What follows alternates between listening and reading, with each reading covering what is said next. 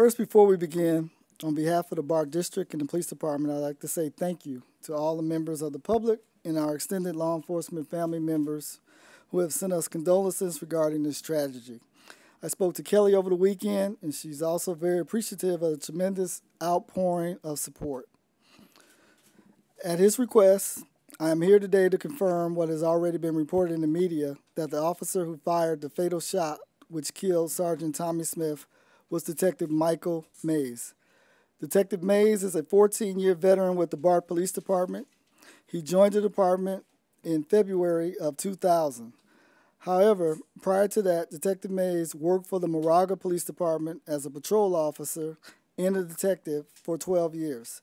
So he has a total of 26 years of law enforcement experience. Detective Mays has an extensive background in the area of criminal investigations, where he has received extra training and experience in conducting search and arrest warrants. During his tenure with BART Police Department, he has also been a field training officer, an acting sergeant, and he's currently certified to be one of our rifle operators. Next, I would like to again thank Sheriff Greg Ahern and District Attorney Nancy O'Malley for their staff efforts, for their professionalism, and how they're handling this investigation. They're working very, very hard, and we expect to possibly have the sheriff's investigation report into this tragedy within 3 to 4 weeks. I would also like to update you on our internal affairs unit's efforts. They are still gathering information and will begin to schedule their interviews with the involved personnel after the funeral. I expect our administrative investigation to take approximately 30 to 45 days to complete. Also, I would like to announce the following modification to our policy 323.4.4, which you can find on our website regarding warrants, which details how we conduct residential parole searches, execute arrest and search warrants. Effective today, all planned residential parole probation searches and arrest and search warrants must have the written approval of the operations deputy chief or his designee before they are executed. Finally, I've been in touch with the United States Department of Justice and requested their technical assistance in reviewing our policy, procedures, training, and the daily performance of our personnel in the following 3 areas of our operations: all aspects surrounding the use of force and use of force reporting, the administration of our Exxon Flex body camera system, and Fourth Amendment search procedures of persons in residence. I'll now take some questions. Chief, can you comment on a couple of reports that have been in the Chronicle? One, that the officers that had the cameras didn't activate them, and 2, that the shooting occurred in and around a bathroom where Michael Mays might have been confused about who Detective Smith was or feared for his safety. Although I do have a better understanding of what occurred on that day, I do not have all the facts. And as you guys are aware, this is an active, ongoing investigation. As far as whether the cameras were on or off, we do have a policy regarding what expectations we have when our personnel are required to have those cameras on. And I believe we have copies of our policy available here. If not, they're definitely available on our website. According to that policy, is this a situation that you would expect uniformed officers to have their cameras on and working, running, rolling? I would have an expectation in this type of situation, yes. But there might be some reason why they were not on. Can you explain? I don't know. Chief, how is it that these officers were executing a probation search but did not know that the suspect was already in custody? Can you talk about what happened there? Where was the miscommunication? I think you are mistaken. The officers knew the subject was in custody. Can you explain how the change in policy is going to work here? What was the policy when they went into the apartment and you said now from this point on that they have to get written approval from the operations deputy chief? What's the policy now? Why wasn't that in place when this happened? The current policy requires a manager to be present with the officers when they are executing any type of probation, parole search. that did occur. The deputy chief was made aware that this search was going down, was going to occur. I believe in officer safety, and it's just another layer of supervision by getting the deputy chief's written approval that they're fully aware of what's going on. Chief, can you previously said that your officers have had, just like any other post-certified officers in the state, the due amount of training to do probation searches, but with your request for review and your amendment in the policy that you just announced, are you saying that there may have been some faulty tactics as far as the how the search was conducted, the planning of it, the review of the location beforehand? Or are you not saying that? Are you simply saying, as you just said, you want another layer of review? Are there any faults here, any issues, errors? No, I believe in transparency. As I stated before, we're not going to hide from the truth. In the past 5 years, our agency has been involved in 5 deadly force incidents. As you guys are aware, in 2009, the Oscar Grant incident, all you guys know the outcome of that. Incident that occurred 1 month after I was hired in July of 2010, the Fred Collins incident that most people don't talk about, where officers were involved in a deadly force incident with Oakland Police Department. And then in July of 2011, the Charles Hill incident. On the Fred Collins and Charles Hill incidents, our agency was exonerated from any type of wrongdoing. And now, as you guys are aware, on January 21st, Sergeant Tommy Smith was killed in the line of duty. As I said, we believe in transparency. And I also believe in officer safety, good officer safety. And the only way that you can achieve this is through sound policies, good training, and good supervision. I don't see, I see it's just really good, prudent on our part that when last Tuesday when this incident occurred, the outcome that we were trying to achieve did not occur.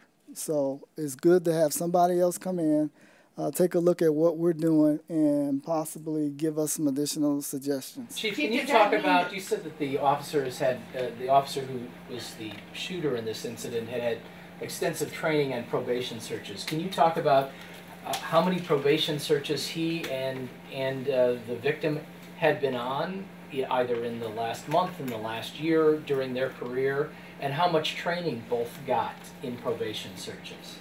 As I stated at the boardroom last Thursday, our detective unit had been involved in approximately 18 probation searches, follow-up probation searches last year. As far as how many that Detective Mays and Sergeant Smith were involved in together, I don't know. In the training? As far as their entire training record, I could not recite it to you guys. Chief, could you describe the tactical training BART police officers have received as it relates to clearing residences, clearing a residence prior to a probation search? You get basic training in every police academy, every officer. And then depending on what job assignment that you hold in a law enforcement agency, you also get additional training. In 2012, all of our personnel underwent what we call active shooter training, which involves building searches and clearing rooms. Just to confirm, when you were asked about the use of the video cameras, are you confirming that the officers did not have their video cameras turned on in this instance? No. But that means that that's unknown for sure? That's still under investigation? Again, I'm deferring to the Sheriff's Department. This is an active, ongoing investigation. As you guys are aware, it's going to have very, very far-reaching implications for everyone. Yeah. Just to follow up, Chief, the last time BART police officers received that clearance, residential clearance training was 2012? All for our entire department, correct. Chief, one of the Noble recommendations touched on the issue of the SWAT team. They said a pro of having a BART SWAT team was that you could deploy it to your vast jurisdiction in multiple counties. But they did mention a potential con, which is, hey, we've got municipal BART, municipal SWAT teams that could be called on. And the question, hey, should we have a SWAT team in BART? And a larger question is, some average members of the public are saying, this is another issue that shows that BART should be disarmed. We shouldn't have BART with guns. I mean, I know that the law enforcement personnel have different attacks, but your response to questions of whether A, your officers should have guns, and whether or not your BART force should have a SWAT team. Number one, this was not a SWAT call out. This is a probation search, which is not uncommon to law enforcement officers across the country that they respond to. As far as why we have a BART police department, throughout the 4 counties that we go through, we had over 3,000 Part 1 crimes on our system. As I said in the board meeting, we've taken probably approximately 75 guns off of suspects who were involved in some type of criminal behavior on our system in the last 3 years. We've arrested close to 4,000 individuals who were involved in some type of criminal activity, who had approximately $31 million in outstanding arrest warrants for their arrests. So that's why there is a BART Police Department. Chief, can you talk about how much planning was done in this search? Training officers tell us that it's imperative that they know how the officers are going to communicate once in a residence, and do they know the layout of the residence? Do you know whether these officers knew the layout of this residence before they entered? As I said before, this is an active, ongoing investigation. All of those questions will be asked and answered and brought to light.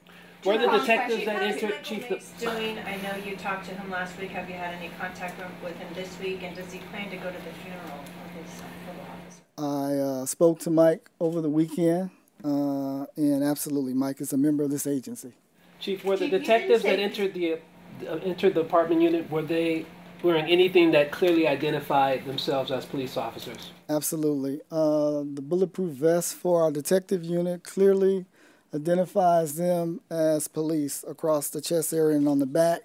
In addition, that's why there were 2 uniformed officers present from our department, and per our policy, that's why we had an Alameda County Sheriff's deputy present with us as well. Chief, considering this situation here, why can you not tell us how many probation searches Officer Mays had been on? And do you believe that you can have all the training in the world, but experience plays into it? And do you think that lack of experience may have contributed to this?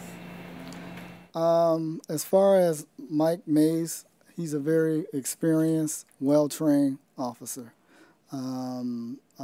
Obviously, something did not go the way we wanted it to go. You can have all the training and experience in the world. We can train our people every other day and have them actually perform out in the field on the off days, and probably something like this could go wrong, then unintended. Can you confirm what the Chronicle reported in that he fired if he thought he was armed? No, I cannot. Again, this is an active, ongoing investigation, and I want to be able to speak from a position of fact. As I said before, I have a better understanding of what occurred. However, the Sheriff's Department has to do, we have to allow them to do everything they need to do from a technical standpoint to bring an entire package together and present it. Chief, can you speak to the level of probation searches and residential clearances, whether they increased or decreased in relation to the release of the Noble report? I can't speak to what occurred before, because I wasn't part of the agency. Chief, would you consider perhaps for use of force training? I know that was one of the recommendations of an earlier report, that there'd be a written test.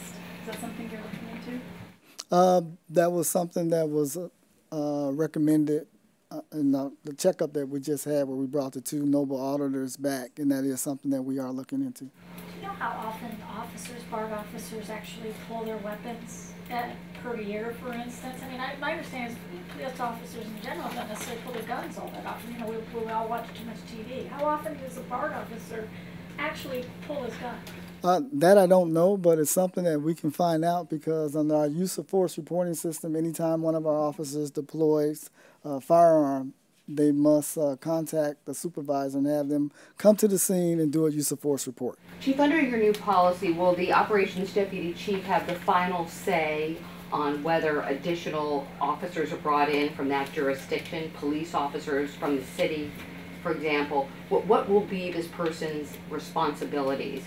Does everything stop with the operations deputy chief now? Currently, yes. The operations deputy chief will be consulted in writing, and he will have the final say before a search warrant, probation search, parole search, arrest warrant, residential.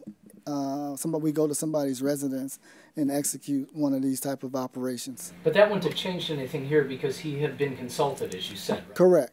All this is doing is putting everything in writing. Chief, would you consider requiring all officers, plainclothes and uniform, to be wearing those lapel cameras in light of this situation of what happened here? I think that's really not practical because we have undercover operations that we undertake.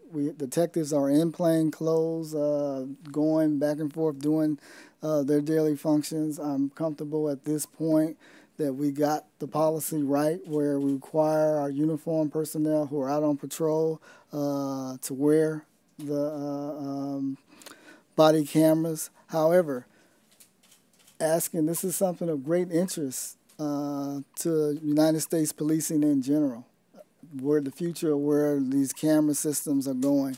And so that's why we've also asked the Department of Justice to come in with technical assistance and look at our particular policy, procedures, training, and operations with our body cameras. Chief, as far as the officers that entered the apartment, had any of them contacted their commanders about their concerns with residential clearances and conducting probation searches? One, I don't know, but if they did regarding this search, that would come out during the investigation. Chief, how would, to follow up on Jody's question, how would body cameras help? From my standpoint, because BART was one of the first agencies in the nation to fully implement body cameras as a requirement for their patrol personnel, one, it really gives an accurate portrayal of what occurred during the incident. They protect the officers from false complaints and heated interactions with members of the public.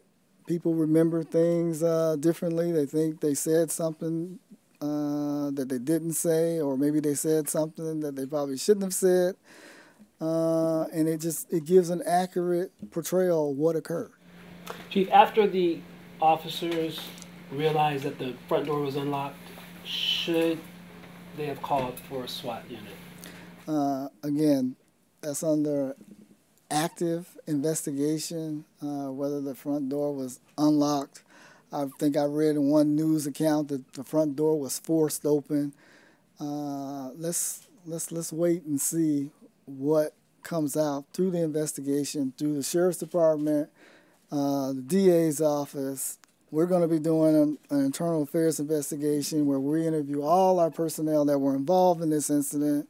And those questions, those tough questions, will be asked and answered, and we will not hide from the truth. Can you give us a number on how many officers were inside the apartment? The other day you talked about who was on the scene, but not exactly how many were inside the apartment. I know how many people were on scene. If it comes out in your investigation that the cameras were not turned on, how concerned would you be given this was supposed to be something that came out of the Oscar Grant situation? The camera system, the recommendation of the camera system did not come from the Oscar Grant Noble recommendations. And that's something that we, as a department and agency, sought out for our personnel, again, to reassure the public and our commuters that this is a professional law enforcement agency. And we want to be leaders in the industry. As I said, we're one of the first agencies in the nation, definitely a large agency, that fully implemented body cameras with all their patrol personnel. But how concerned would you be? If it's in your policy that the uniformed officers should, and it, I believe a warrant search would be included in when they should be on, how concerned would you be as the chief? I already said earlier, I think it was last week, that would be very troubling for me, but I would have to see what was the reason for the cameras not being turned on. But Chief, if I remember correctly, officers who aren't in uniform aren't required to have those lapel cameras, right? No, they're not. Officers who are not in uniform are not required to wear them. However, if they're working a uniform patrol assignment, every officer is equipped with one, and they are required to wear it. So it's just a question of whether the uniformed officers were in. We had 2 uniform officers on scene during this incident.